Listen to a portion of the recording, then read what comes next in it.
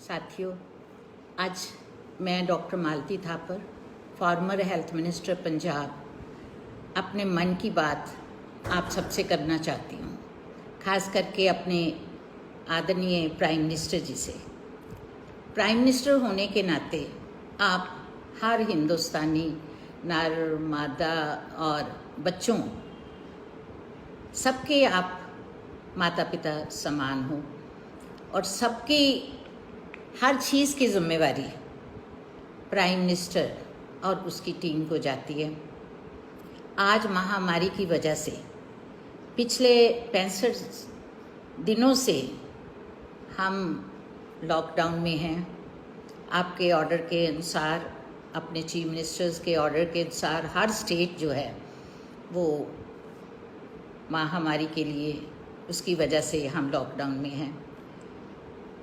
आप जानते हैं कि इस समय जो बुरी हालत गरीब की, मज़दूरों की और बीपीएल के परिवारों की हो रही है, वो भी हम सबको पता है।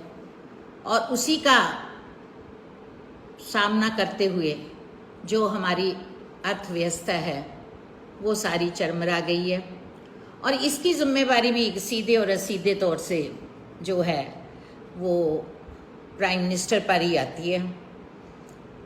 मैं ये कहना चाहती हूँ कि ये जो रिस्पॉन्सिबिलिटी आपकी बनती थी और जो स्टेट के जो चीफ मिनिस्टर हैं जो आपके अंडर हैं उनकी बनती थी। अर्थव्यवस्था की कमज़ोरी होने की वजह से, व्यापार ठप होने की वजह से, घर में लॉकडाउन होने की वजह से जो सबसे ज़्यादा अफेक्टिव लोग हुए हैं वो हमारे गरीब, हमारे मज़दूर भाई और ये सारे बीपीएल परिवार हुए हैं जिनकी रोज़ी रोटी ही जो था वो डेली अपने जॉब पे ऊपर डिपेंड करती थी। जब घर में सारे लॉकडाउन हो गए तो उनको खाने की भी मुश्किल आ गई, भूखमरी हो गई और जो सारी जो अर्थव्यवस्था है वो ख़त्म हो गई। आपने महामारी के इसको निपटने के लिए फाइनेंशियल एड अनाउंस की, हर स्टेट्स को दी, पर वो भी मैं बड़े दुख के साथ कहना चाहती हूँ कि वो स्टेट्स को नहीं मिली।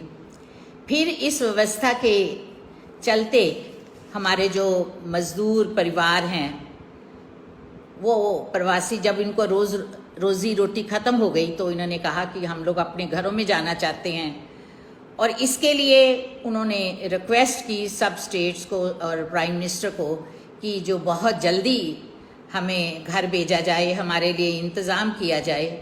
तो आप लोगों ने उनके जाने के लिए ट्रेन्स भी 1 महीने के बाद प्रोवाइड किए और वो भी विद किराया, कि आप किराया दीजिए और अपनी सीट बुक करवाइए और आप जा सकते हैं।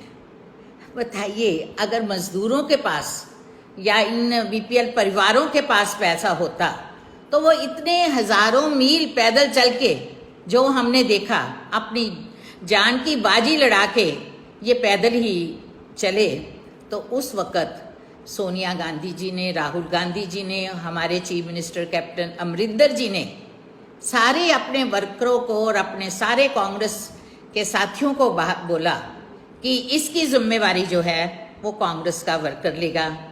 और फिर पॉलिटिकल कंपल्शन के चलते हुए कुछ दूसरे स्टेट्स के चीफ मिनिस्टर्स ने और आपने भी इनको कहा कि चलो हम इनका फ्री खाना और फ्री वो करेंगे, लेकिन उसके बारे में भी आप मेरे से ज़्यादा आपके पास इंफॉर्मेशन है।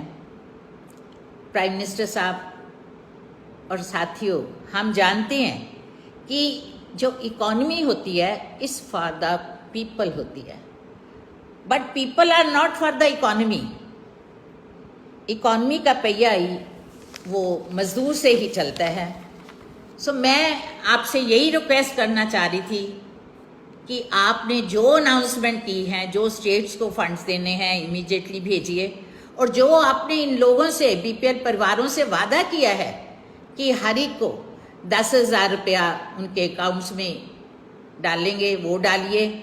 और फिर एक बात और भी हम कर सकते हैं कि मनरेगा के थ्रू हम लोग जो हैं इनका जो 100 दिनों का जो टाइम पीरियड है उसको हम लोग 200 दिनों तक का कर सकते हैं, और उनको 7500 रुपया पर मंथ हम लोग इनकम भी करवा सकते हैं, उनको दे सकते हैं।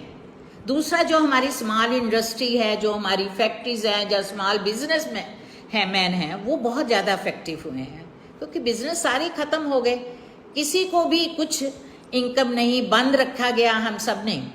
तो मैं ये कहूँगी कि उनको आप फाइनेंशियल हेल्प दीजिए। आप फाइनेंशियल हेल्प अगर दे रहे हैं, ये ना कहिए कि हम इनको लोन के तरह से दे रहे हैं, लोन की तरह से भी दीजिए और उनमें इंटरेस्ट फ्री लोन दीजिए, पर इसके साथ साथ उनकी कुछ इकोनॉमिक हेल्प भी है, वो हमें करनी चाहिए। सो मैं ये सब बातें आपसे, यही 3 बातें करते हुए कि मज़दूरों और बीपीएल परिवारों का ध्यान रखें, हमारे जो इनको सुरक्षित इनके घरों तक पहुँचाएँ, फ्री दें, और इनको मनरेगा के थ्रू जॉब दें, और जो छोटे इंडस्ट्रीज़ वगैरह हैं उनको हम लोग संभालें।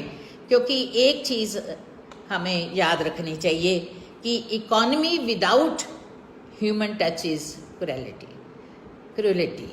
सो इस बात का हमें सबको ख्याल रखना पड़ेगा।